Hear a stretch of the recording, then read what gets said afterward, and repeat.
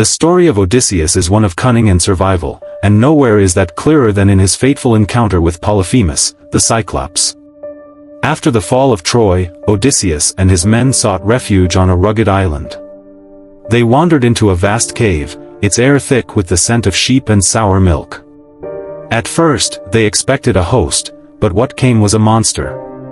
Polyphemus, towering, broad as a cliff, with a single burning eye.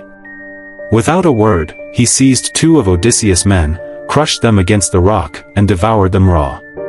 The crew's courage faltered, but Odysseus' mind sharpened. He offered the giant strong wine, enough to make him stagger, and when asked his name, Odysseus said with a sly smile, "My name is Nobody." The Cyclops collapsed into drunken sleep.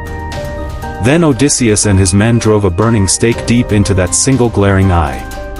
Polyphemus' roar shook the cave, his cries echoing across the island. Other Cyclopes rushed to his aid, but when they asked who hurt him, his words doomed him. "Nobody has hurt me." And so they left him to his agony. At dawn, Odysseus and his men clung to the bellies of the Cyclops sheep. One by one, the animals passed the blinded giant, his hands searching in vain. The men slipped free into the light, hurried to their ship, and pushed off into the open sea. They were free, but not yet safe. For as Odysseus stood at the stern, pride overcame caution. He shouted his true name across the waves, daring Polyphemus to remember him. The blinded giant lifted his hands to the heavens and called out, "Poseidon, mighty god of the sea, hear me. Curse Odysseus, let his voyage home be broken, his heart torn, his name drowned in sorrow." The words hung in the air like a storm waiting to break. And then the waters stirred.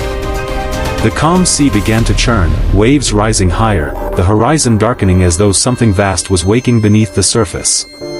Odysseus' men gripped the oars in silence, their faces pale, as the first crash of thunder rolled across the sky. The curse had been heard.